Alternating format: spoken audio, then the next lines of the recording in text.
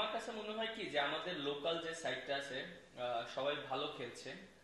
আর আমাদের ফরেনাররা একটু আমাদেরকে সাপোর্টটা কম দিচ্ছে, লাইক দেখেন যে আমাদের যে ব্যাটসম্যানরা আছে যেরকম দরকার, যখন যে ইনিংসটা দরকার সেরকম খেলতে পারছে না। আর পারলেও বেশি বড় খেলতে খেলতে পারছে না। সো আমরা ওইখানে একটু ব্যাকফুটে পড়ে গিয়েছি।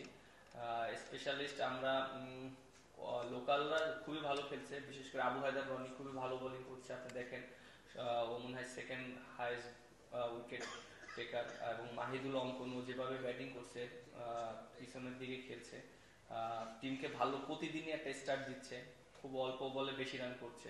এবং নাইম শেখ উপর থেকে আফিফ, মানে ওভারঅল আমাদের লোকাল যারা আছে আমি মনে করি সবাই পারফর্ম করছে। বাট তারপরও এন্ড অফ দ্য ডে আমরা বড় করতে পারছি না। হয়তো 40-50 করে আউট হচ্ছে, ওটা যদি 70-80 রান করতে পারতো কেউ তাহলে আমাদের জন্য ইজি হয়ে যেত।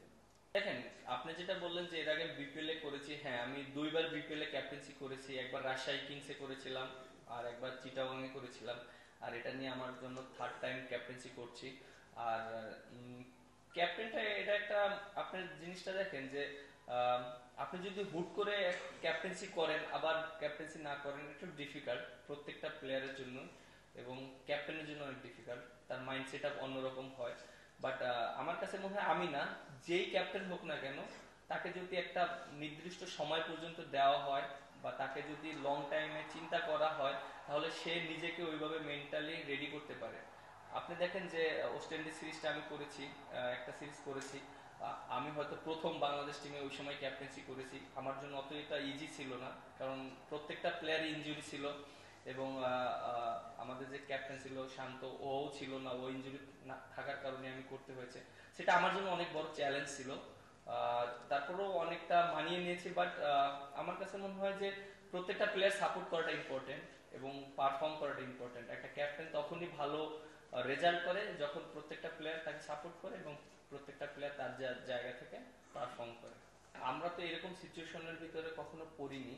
আর এটা প্রত্যেকটা মানুষের জন্য এরকম কিন্তু ফার্স্ট টাইম, আপনাদের জন্য কিন্তু ফার্স্ট টাইম এরকম সিচুয়েশন। তো আপনারা যে পজিশনে আছেন আমরাও সেই একই পজিশনে আছি, প্রত্যেকটা মানুষই কিন্তু একটা এনভায়রনমেন্টের ভিতর দিয়ে যাচ্ছে। বাট আমার কাছে মনে হয় প্রত্যেকটা মানুষেরই সাপোর্ট করা উচিত।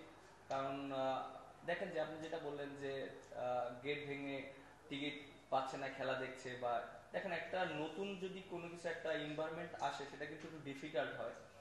এবারে একটু ডিফারেন্ট হচ্ছে, বাট আমার কাছে মনে হয় প্রত্যেকটা মানুষ পাশে থাকাটা ইম্পর্টেন্ট।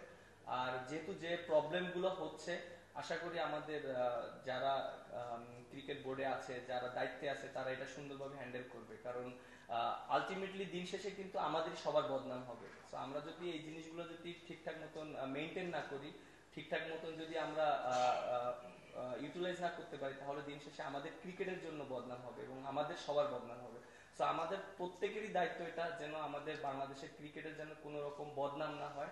আমরা যেন খুব সুন্দরভাবে, যেভাবে আমরা বাংলাদেশ ইন্টারন্যাশনাল পর্যায়ে সবাই ক্রিকেট খেলছি, ওয়ার্ল্ডে আমরা ভালো করলে সবাই আমাদেরকে বাহবা দেয়, সেই জিনিসটা আমাদের প্রত্যেকটা মানুষের দায়িত্ব বজায় রাখা। আহ, দেখেন যে আপনি যেটা বললেন এটা সম্পূর্ণটা টিম কম্বিনেশন বা টিমের যারা আছে তারাই ভালো বলতে পারবে। আর এন্ড অফ দ্য ডে যেহেতু ও ম্যাচ খেলছে না, অবশ্যই এটা একটা কনফিডেন্টের ব্যাপার, মোরাল ডাউন হবে একটা প্লেয়ারের।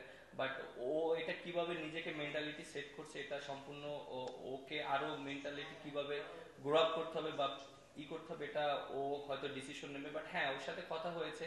বাট ও যেটা চেষ্টা করছে যে হ্যাঁ ও একটু পারফর্ম করতে পারছে না, প্রথম দিকে হয়তো সুযোগ পেয়েছিল আমরা দেখেছিলাম। বাট ও যে টাইপের প্লেয়ার সেই রকম পারফর্ম করতে পারেনি।